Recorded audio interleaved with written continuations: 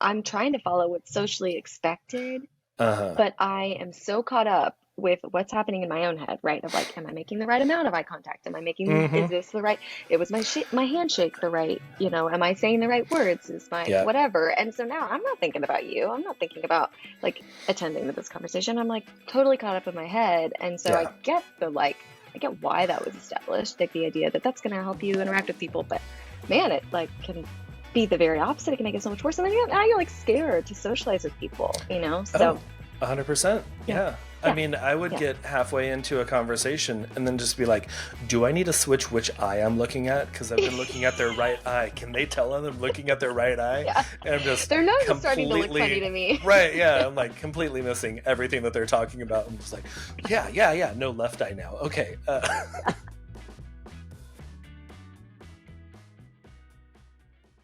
Mallory, welcome to the show. Welcome to the podcast. I'm Yeah, excited for this conversation. Excited to have you here.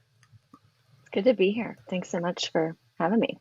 Yeah, absolutely. This is, a lot of the topics, a lot of the guests that are on the show are, entrepreneurs and talking a lot of like business and stuff. But I love to bring in not so much like quintessential business topics like how to market your business and that kind of stuff, which is helpful, but I feel like there's a lot of other things that go into your business that aren't Mhm. just like numbers and all Yeah. that. So I'm very excited to talk about neurodivergence and neurotypical and like what all that means for some of the listeners. They may have seen the title and just been like, I don't know what this is, but I'm going I'm gonna join and I'm gonna learn about it.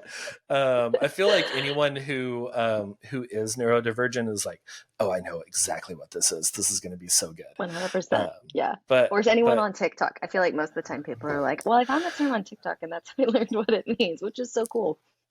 Okay, cool. That was one of the things I was wanting to ask you, because have found a lot on TikTok about neurodivergence and ADHD and autism and like Mhm. and different things and like the symptoms of that.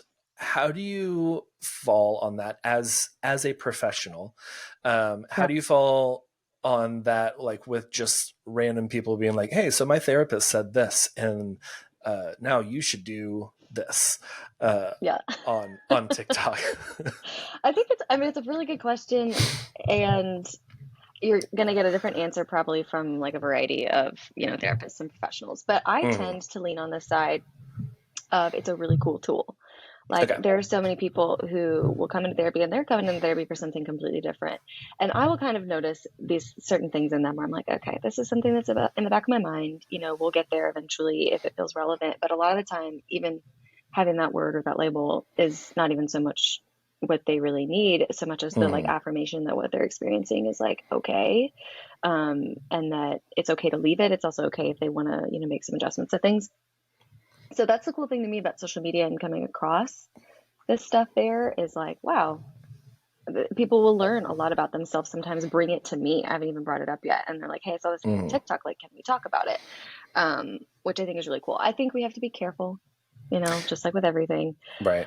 In the like, to really kind of dive in, I guess, there, like the neurodiversity affirming like care space, like self identification is valid, is seen as valid, that it's not hurting anyone if you align with these certain symptoms, these certain lived Mhm. experiences, and you want to make adjustments to your life. Fantastic. Like that's that's not going to hurt much. I think sometimes we can get into some murky waters with some other stuff of like self-diagnosing on some pieces of it, but in a lot of ways I really do think that there's so much we're learning about neurodivergence so quickly, and a lot of it is also because people are like sharing their lived experience on the internet, and we're learning so much more because what we knew before was from like these really small like sample sizes, and that's Right. like how we came up with certain like diagnostic criteria. So yeah. Okay. Okay, cool. I think that's a great answer. And also, I say that's a great answer, and I was about to be like, and that's what I think too. Uh, Of course, I'd say that's a great answer. But yeah, no, I think that's great. That's how I feel. I know, like, I don't want to take advice from just like anyone Yep. in, like Michigan who's just like, hey, so my therapist said this, so now you should do this. I'm like, oh, okay, I'm going to do that. But yeah, like you were saying, like seeing those symptoms and like different things in your life that you're like, oh, that could be why it's so Hmm. difficult for me to do this task. And, Yep. let me try the, hack or whatever that they're saying on TikTok and see if that works for me. And Yeah. that has been something that's like getting rid of clutter and like organizing like our fridge. We have like these organizers now because someone on TikTok was like, this helps my Yeah. ADHD brain to They're not clear and let, you can like yeah, see through them. you can, yeah. And we don't have like the produce in the little crisper Hmm. shelves. We have them in the You're door gonna forget about because it. Yeah. It's just exactly. gonna Yeah. get gross. And that Yeah. has kept us from, having carrots go bad so quickly. And we're just like, oh no, the carrots are right here. We can cook that with dinner. So yeah, I love that. Before we get into like the full on topic and everything, there's something that I like to do where I've got a list of questions, and 1 through 17, I got 17 different questions. I'm just going to have you pick two numbers between 1 and 17. A lot of these are stolen from Stephen Colbert with his Colbert Yeah. questionnaire. But yeah, it's just like a fun way to kind of get to know Mallorie, get to know you before kind of diving into I the love it. topic. So what numbers do you have for me? 2 Okay. and 14. Okay. Okay. Number 2, what's one thing that you own that you should really throw out? Oh my gosh, I still have a shirt from art class of first grade that was supposed to be really oversized back then, and this thing Right? is ratty, but I sleep in it all the time. I love this thing, and it has got to go. Yeah, for You're sure. like, Yeah, that yellow uh, shirt. Yeah. yeah, yeah. There's just some articles of clothing that I'm like very sentimental about. I'm like, but I know I need to throw this away. I know it Yeah. doesn't fit anymore. I know that like as I in high school I wore like the like 2 sizes too small shirts so that it would Hmm. like show off my muscles that I didn't really have. And now I still have them. I'm like, these are like 4 sizes too small now. There's no way. Maybe I can still hold on to him. My son is 9. He will be getting into that Yeah. size in a few It's gonna be years. so cool. He's gonna It'll want to work. wear dad's shirts. Yeah, it's gonna be awesome. Yeah. Yeah, this shirt literally still has So, like everyone had their shirt they kept in the class for like the art mhm, projects and stuff, and your name was in Sharpie across the front. My name is still in Sharpie across the front that's of a the shirt that I wear. that's a good So Sharpie. yeah, it's stuck around. It's great Yeah. advertising for Sharpie because it really has lasted through the years. Yes, that's great. I love that. Okay. All right, sweet. What was your other number? That one was 2. Oh, I don't remember, but let's go with 14. 14. Okay. 14 is what number am I thinking of? 25. Oh, okay. Mine was 52. So you got the reverse. Hey! It was just mirrored when it came across telepathically. Yeah, It's cool. yeah. Love it. Okay. Well, sweet. Well, I love that. I feel like I know you a lot more now. Hmm. But I kind of mentioned this earlier that maybe some people don't really know the terms neurodivergent, neurodiverse, neurotypical. Could you give us a Hmm. little breakdown of like the Yeah, differences there and what that means? absolutely. I love you even asking the question because, again, one of those things we come across on TikTok. I've had most people come in and they understand it. Other people that come in and they're like, "This is what it means," and I'm like, "Okay, I don't know where you found that," but um, so we can kind of start with. I like to start with the term neurodivergent.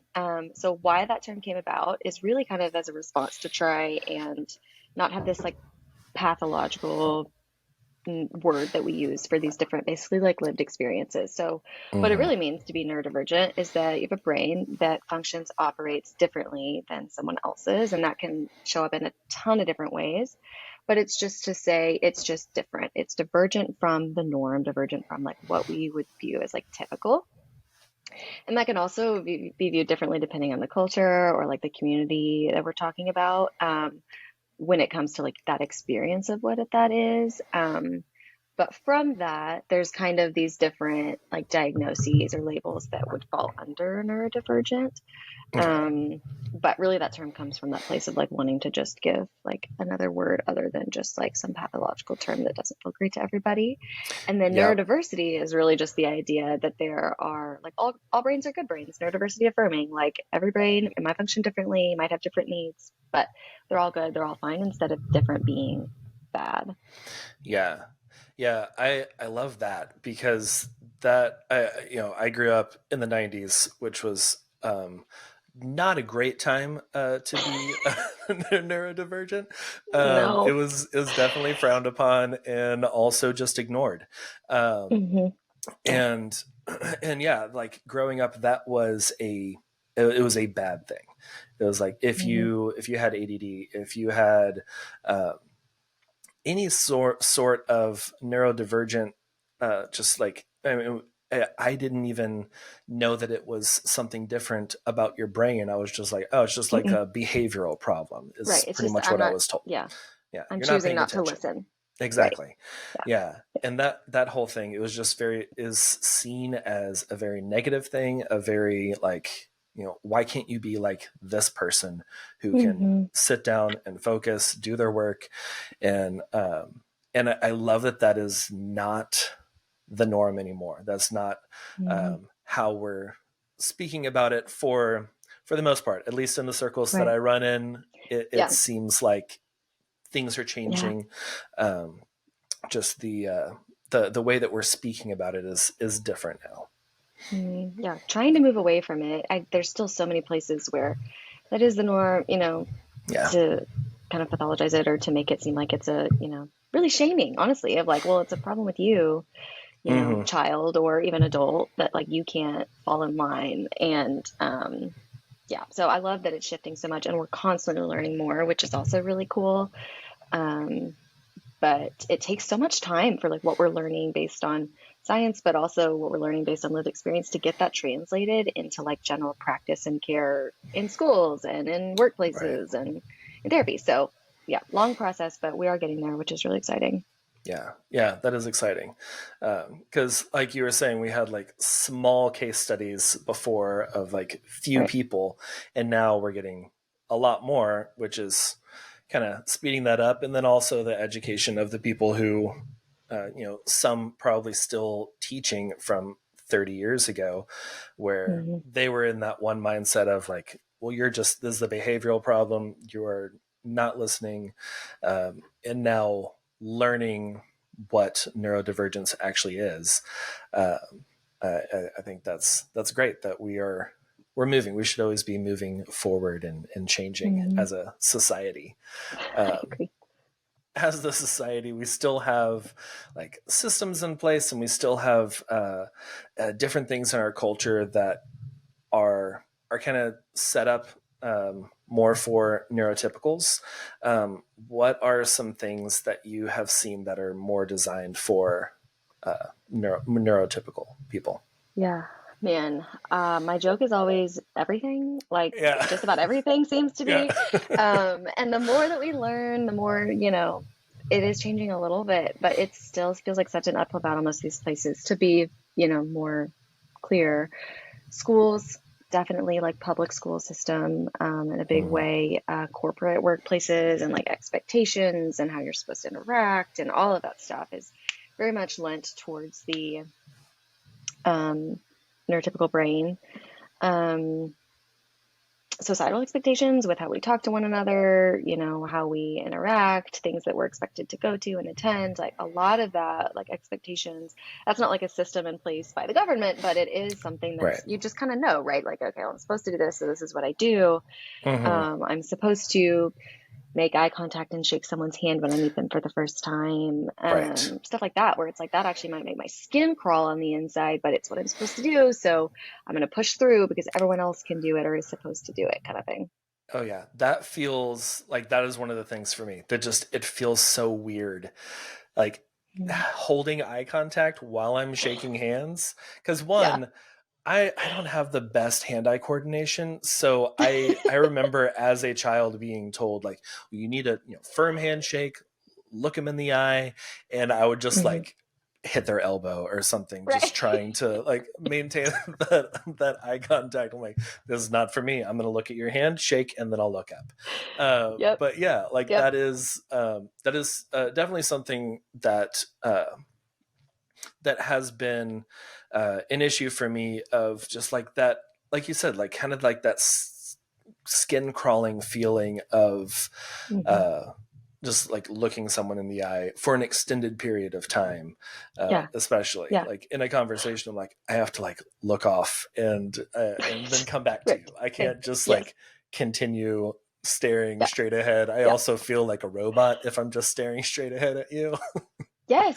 Well, and what that does is like now I'm trying to follow what's socially expected, Uh-huh. but I am so caught up with what's happening in my own head, right? Of like, am I making the right amount of eye contact? Am I making, Mm-hmm. is this the right, it was my handshake the right, am I saying the right words? Is my Yeah. whatever? And so now I'm not thinking about you. I'm not thinking about like attending to this conversation. I'm like totally caught up in my head. And so Yeah. I get why that was established, like the idea that that's going to help you interact with people. But man, it like can be the very opposite. It can make it so much worse. And then now you're like scared to socialize with people, you know? So Oh, 100%. yeah, Yeah. I yeah, mean, I would yeah. get halfway into a conversation and then just be like, do I need to switch which eye I'm looking at? Because I've been looking at their right eye. Can they tell I'm looking at their right eye? Yeah. And I'm just Their nose is starting to look funny completely, to me. right. Yeah. I'm like completely missing everything that they're talking about. I'm just like, yeah, yeah, yeah. No, left eye now. Okay.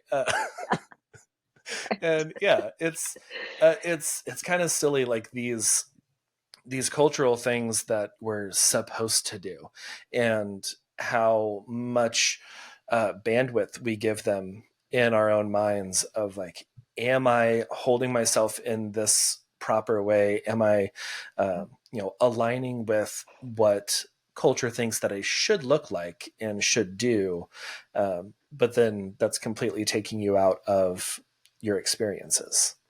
Yeah. Yeah, it does the very opposite. Yeah. Yeah. Yeah. Okay, so with these with these different systems that are kind of set up for neurotypicals, what are some ways that we can navigate those um, as like with a neurodivergent brain?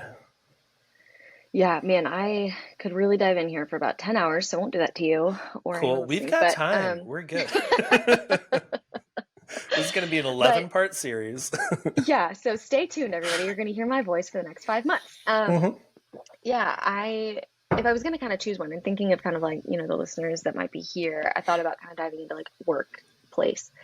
Yeah. And that one is so cool that this is, a podcast specific to like entrepreneurs and creatives, because that is really where a lot of neurodivergent, not all of them, will thrive, is where they have that space to make it what they need it to be. I love that, Yeah. you've clearly done that like for yourself. And again, not all of them. We kind of have this phrase in this world of, you've met one neurodivergent brain is one neurodivergent brain. Like they could be completely different, have completely different needs. Oh yeah.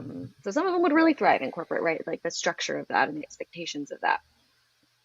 But that's one where I think I work a lot with people to try and like find a way to make this like work well for them, whatever they've found. A lot of them they end up finding like maybe they work best in a smaller work environment, but if they work for themselves, it's a nightmare because they need some sort of external structure. If they have to do that themselves, it's like, or they need a virtual assistant, or they find that they work better for a boss who has certain characteristics. They need a certain Hmm. sensory environment. Like there's just so much that you can kind of adapt in there. And it really does require you kind of to stop and pause and tune into what you need before you can really adjust any of that to kind of identify like what's working, what's not working.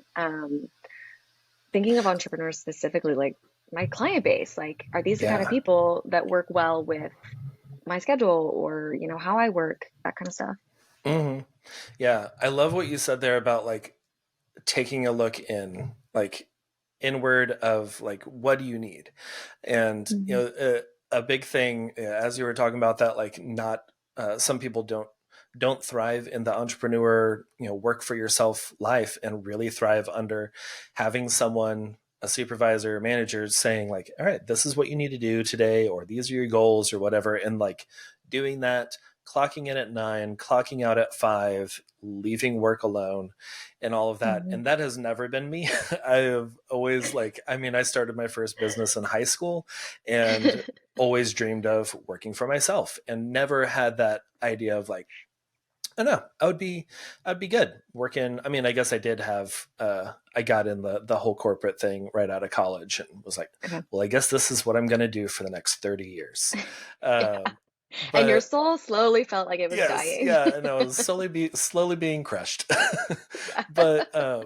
but like it was something that I had to learn, that not everyone had that same drive, that same mindset of like, I want to work for myself. Mm-hmm. And after getting married, my wife had, I forget which one of her hobbies it was, that I was just like, oh, we could turn this into a business, and I can create a web page for you, and we can start marketing on Etsy. And she was like, I just want to do this as a hobby. Like, I don't want Just this let to me be knit, man. work. Yeah. Like, I just want to cross stitch some stuff Yeah. with some funny sayings, and then just give them to our friends. That's all I want to do. This is just like a mindless task that I can do while watching TV or chilling with the kids. And Mm-hmm. that kind of like, it was an aha moment for me of like, oh, not everyone wants to build their own business. Like, Mm-hmm. she absolutely thrives at her job and is doing great, and her boss loves her and all of that. And I'm like, okay, this is a great place for her, and Yeah. that would not be a great place for me. And Mm-hmm. we have talked many times. She was like, I could absolutely not run a photography business and manage other people and, bring in work and have to market and all of that. And like, I think that has been one of the greatest things for me, is um, talking to other people and just like getting to Mm-hmm. see that we're all so different. Like you said, there's like, every neurodivergent brain is a different brain. Mm-hmm. That it's Mm-hmm. not just like, oh, you've been, diagnosed with autism. Okay, then you're all in the same. Right. You're all exactly the same. Right. But that everything is different, and I think that is Mm. a great thing to keep in mind as you're just moving through life. Yeah. Yeah. It is. And it's like helpful in a lot of ways. You even mentioned, thinking about like if you are the boss in a workplace too, or you are Mm, running a business and you have people working for you, like, we kind of talked a little bit more about what it's like when you're the person working for someone else or working for yourself. But when you're working for someone else too, like that's a whole thing as well. Maybe they're neurotypical and so they don't get it, or right. maybe you're neurotypical and they're neurodivergent and you're having a hard time like understanding where they're coming from. So it's nice to kind of be able to take that beat and that pause of like, there may be other reasons why they're thinking this way and not quite jump to like an assumption of why or whatever. But yeah, Mm-hmm. it can make a big difference if people are aware of that and then can make space for it.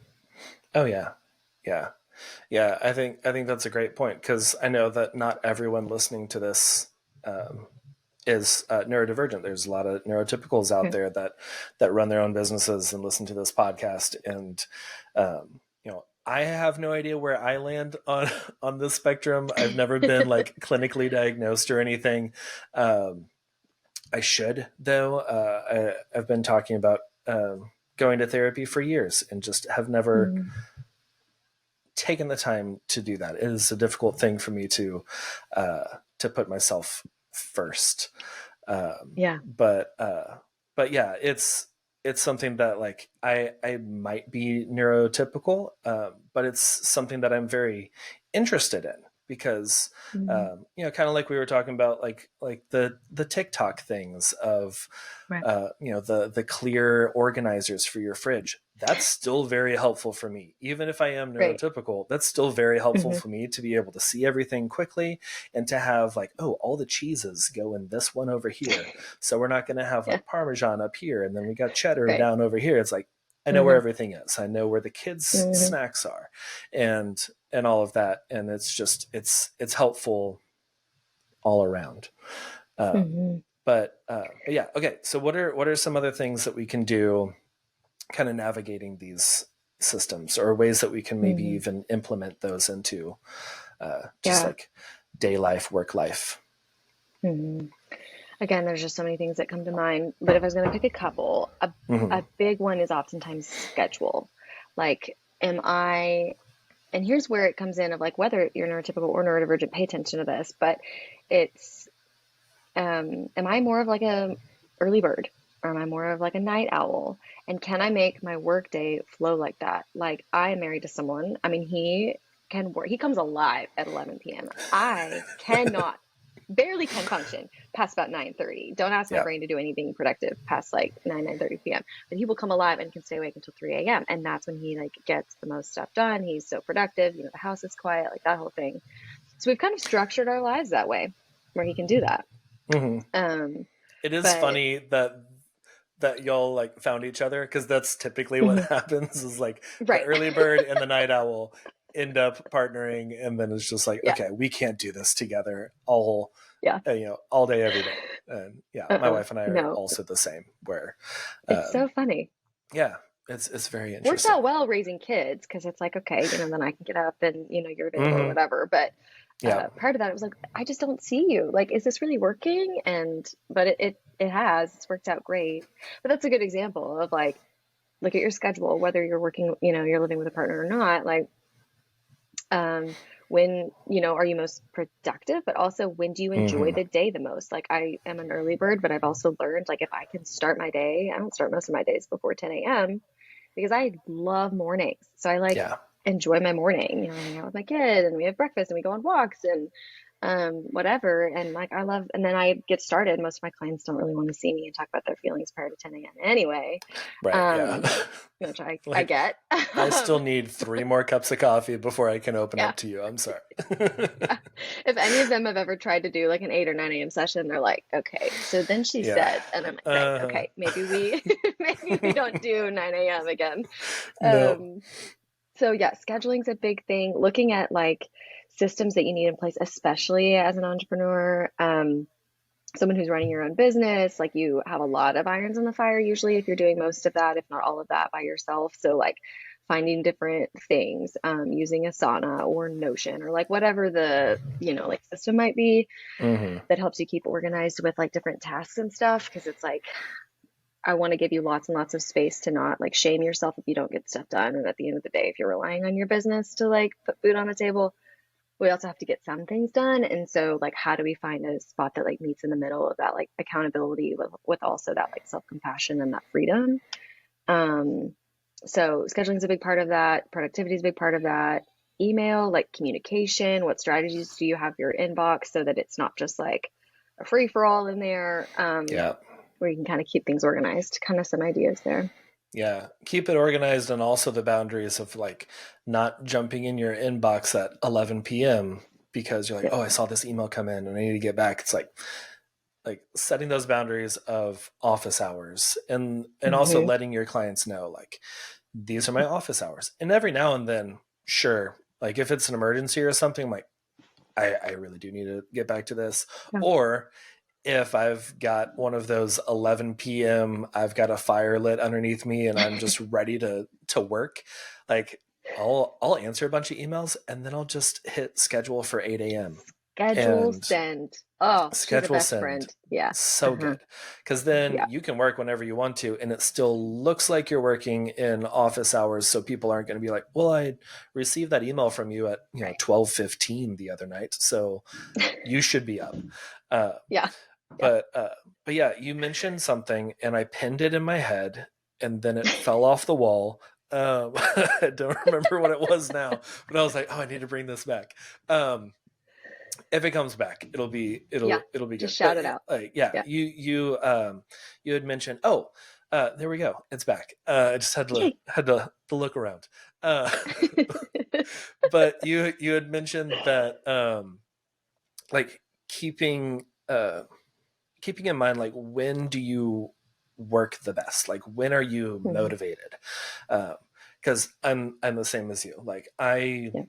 I'm not super motivated before 10 a.m. I do enjoy mornings, so I don't want to just like wake up at 6 and then dive straight into work at 6:30. Yep. It's like, I mean, I also can't because I have to get the kids ready and dressed Yeah. and taken to school and all of that too. But still, like I got home this morning 8:30 after dropping off everyone, and I made myself a nice breakfast and made some Hmm. coffee and sat there and Yeah. scrolled a little bit and just Yeah. It's had you time. some me time. And I didn't Yeah. want to just like dive straight into work. And I think that's a really great thing to really assess about yourself is when do you work the most efficiently? Because Hmm. for some people, it might be in the evening, and maybe you need to Right. structure your day that way. And some people, it may be you work really great between 10 a.m. and 2 p.m. Hmm. And you just like that's your power hours, and that's Hmm. when you're gonna schedule all the like hard things or like the long things that you really gotta all the photo editing. It's just like, okay, Yeah. cool, I'm gonna power through this when I have that motivation. Yep. And that's something that, a lot of people sometimes will say of like, well, I just feel like my body is shutting down at 3 p.m., but that's not working. Like, how do I get my body to wake up at 3 p.m.? uh, And sometimes I'm like, okay, well, why do you need it to work at 3 p.m.? Is it because you actually do? Like, you have to go pick up your kids, so you like can't take a nap then? Or, or like you have to have this meeting because you work a 9 to 5?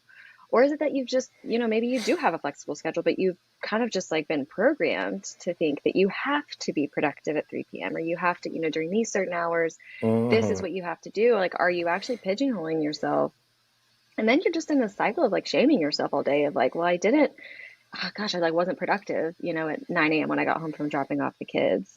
And what's wrong with me? Everyone else is productive at 9 a.m. That's when most people start their work day. Like, why can't I Right. be like most people? What's wrong? And it just snowballs. And now it's like 2 p.m. You've gotten nothing done and you feel horrible about yourself versus knowing that maybe I do great in the afternoon. So if I could just give myself the freedom to live my life until 2 and start my work day then, like, does that work with my lifestyle? We have to consider that. But then too, like, can I give myself a little bit of that freedom instead of like being in this like internal monologue of like shame all day long? So it really is powerful, to kind of take that step back and look at like, what do I need? And can I make that happen at all? Even give myself, an inch of space there. Yeah. Yeah. And that's interesting. Like the, you know, can this work? Am I just doing this because this is what's normal? Or like, cause Hmm. uh, my wife and I were just talking about like, uh, school and like the drop off times and pickup times and how like that's all interwoven with like the industrial age and how we were Yep. raising up the next industry workers and all of that, and like is that the best for our kids Right. uh and like those Hmm. kind of questions. And our culture has like these set things that are not always, and actually pretty rarely, moving ahead with us. They're like stuck, and then it's like the old, well, that's the way it's always been. It's like, well, it was until someone Yeah. changed it, and then that became the Yeah. normal. Um, Hmm. and yeah, just like assessing those things, because a lot of times as entrepreneurs, we come from a more structured like 9 to 5 job, Right. and then you leave your 9 to 5 to work for yourself, but then that's the only structure that is Right. I need to start at 9, or like comparing yourself to someone else like you mentioned. And that comparison is uh, a very dangerous game. Hmm. And really just going back to what you said earlier about just really assessing what works best for you, and then Hmm. structuring that for what works for you and for your lifestyle. Because with having to go pick up kids at 2 p.m., I can't start my workday at 1 when I'm Right. feeling you know super energetic. It's like, okay, I've got to structure things a little bit differently because Hmm. of the lifestyle I'm in currently. Yeah. um, but yeah, what are like if there was one thing you want the listeners to take away from this whole conversation, or even if we didn't talk about it yet, what's one thing you want them to take away just from listening today and just implement into their life? Yeah. I was thinking about it, and really, if you've been looking for permission to restructure your life or your relationships or your work setup to work for you, then like here it is. Like hear from someone else who has a license and, a master's degree in counseling. Like if that's what you need is someone else to say that permission, like please take it because you are allowed to have it, right? Like to make adjustments. And maybe that doesn't mean quitting your 9 to 5 or whatever. Maybe you can't do that yet. Or, you do have to pick up your kids at 2. But to take the permission to even make small adjustments in your day, take that time after, you get home at 9 a.m. and just kind of breathe for a little bit. Yeah. And if something doesn't feel right to you, I guess the other thing I would say about like something in society, how it functions, like, can you take any steps to kind of push back on that a little bit? Maybe outwardly, maybe it's advocacy, but also maybe just internally, like choosing like, okay, that's not a belief I want to run my household by, that like we have to always be productive all the time. Right. Maybe we build in time for rest or whatever, but really just kind of coming back to the idea of permission. Take some permission, take some freedom for yourself to design your life in a way that works for you and not against you. Yes. I love that. I love that permission because, a lot of times we're like, well, I can't do this because, right. And then yada, yada, yada. And it's like, yeah. Here's your permission. You can, right. and the permission to keep things the way that it is too. If you're feeling that push to change things, and you're like, yeah, but I have little ones at home, and I really want to spend that time with them. It's like, this is your permission to structure your life how you want it. There were seasons in my entrepreneur journey. I've been doing this for over 10 years now, and there were seasons where I've been the primary parent at home and my wife has been out working, and I scaled back on the amount of photo shoots that I was taking because I was like, I'm going to be present with these little kids, and like, I want to see them and I want to spend time with them and, get down on the floor and play with the kids instead of just like, oh no, I've got to go get on my laptop and work. Yeah. And go edit some more photos. Exactly. And there have also been seasons where I am working all the time, and I'm like, yeah, I've got my nights and I've got a couple weekends a month, and that's what I have in this time to give them. So yeah, I love that that giving permission, because a lot of times that is what we need, is just someone else to be like, you can do this. It's okay to do that. So thank you, Mallorie. Thank you for the permission. It sounds like you already had it. You've been doing that, but yeah. Yeah. Well, thank you. Yeah. And man, I have loved this conversation. This has been a lot of fun. Yeah. Before we kind of get into like where people can find you and follow along and all of that, there's part of the show that I like to do where we talk about what we're loving this week, and it can be anything from like a new TV show or a book or some food or just the weather. What is it that you're loving this week? Yeah, I've been catching up on the most recent episodes of The Crown on Netflix. Really been loving that. I feel like I waited forever for those to come out, and so I'm caught up now, so I can't wait for the next couple. But yeah, yes, loving that. Nice.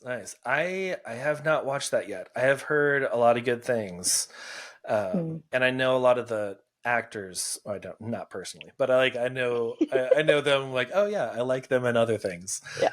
So I need to look into that. I've never been a big like royal watcher type person. Yeah, me either. Okay. I've never watched a wedding or a funeral, nothing, but it has had me hooked. Yeah, I remember like something like 70 million people or something watched. I don't even know their names. One of the most recent royal weddings, and I was like, I didn't even know what was going on. That's cool. People like got up at like 2 a.m. or whatever here, and I woke up the next morning and everyone had watch parties, and I was like, I didn't even know what was happening. I think part of why I've loved it too is because it's showing the hard parts, like the behind the scenes stuff. Or behind the scenes. I mean, it's a TV show, but which has been, because it just looks like, oh, princes and princesses and whatever, but like it shows some of the like harder aspects that I would imagine of like being royal. So yeah. Yeah, it's not all, tea parties and, Yeah, strolling through the garden and all of that. There's, yeah, waving with that, the princess hand. yeah, Yeah. hello everyone. But yeah, I'm gonna have to check that out. I think that'll be a good one for me to watch too. Uh, Mm, okay, so I'm also catching up on a show. Uh, it's one that has just been like popping up over and over again on Hulu of like, you would be interested in this. I think you would yeah. like this. And the 5th season of Fargo just came out, and I have never watched any of it, so I just watched I haven't either. the first season of Fargo. Very good. It's like a crime mystery thriller, Ooh, all based on true events. And like a disclaimer at the beginning of each one, saying like the out of respect for the victims, or the victims, the names have been changed, but in honor of them, the story is told exactly how it happened. I'm wow. like, it's a wild story. But yeah, it's very Cool. interesting. I don't know if I think it's like an anthology type deal where each Okay. season is a different story, because Okay. the cast in season 5 is very different than the cast in season Mm, 1. So I'm sure it's like different stories. yeah. But yeah, I gotta check that out. very, very Big, interesting. big crime fan. So well, you said Me it's on too. Hulu? Big fan of crime. Yeah. Yeah. Big love for crime. love Yikes. crimes. Yeah, yeah. I'm also, I love all the true crime stuff, all the podcasts, Uh, the documentaries, and all those things. But yeah, it's on Hulu, and cool. yeah, season 1 of Fargo, I can vouch for it. It's really good. And Nice. a lot of actors and actresses that I was just like, I had no idea that you were in this. Like Billy Bob Mm, Thornton is like one of the main mm, characters, and I was like, wow. oh, okay, cool. Uh, but well, yeah, well, sweet. Well, Mallory, where can people find you online? Where can they follow along and say hey? Yeah. Yeah. So Instagram, a couple of places. My handle is just my name, Mallorie Rodgers, first and last name. And then also at the Couch Therapy with a couple underscores in between the words. That's the practice that I work at. We're based in DFW in Texas. And then our website as well. So, and that's just thecouchtherapy.org is also a good place. Post lots of blogs there. Can kind of keep up to date on whatever we got going on there. Awesome. Well, sweet. Yeah, I'll have links for all that in the show notes for everyone, so y'all can go connect with Mallory. But yeah, well, sweet. Well, thank you for being on the show. I really enjoyed this conversation. It's very enlightening, and like, yeah, I don't know. I'm feeling like pumped up for the rest of the day after this conversation. Yeah. Awesome. Well, and thanks for, making space. I know that's not the kind of a typical thing we talk about on this podcast, but I do think it's important. Obviously, I care about it, but Yeah, it's relevant to so many people. So thanks for making the space for it and for giving some time for me to come on here today. absolutely. Thank you for being on the show.